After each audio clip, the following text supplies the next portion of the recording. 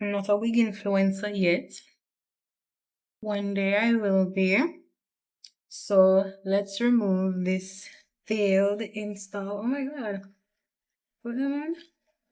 Because I went for I'm gonna use this ebony lace removal, citrus center, and just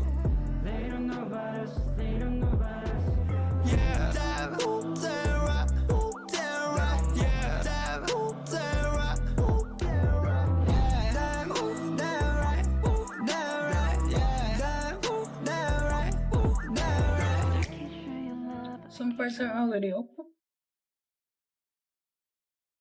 This shit better not drag over here, you know. I'm gonna put that.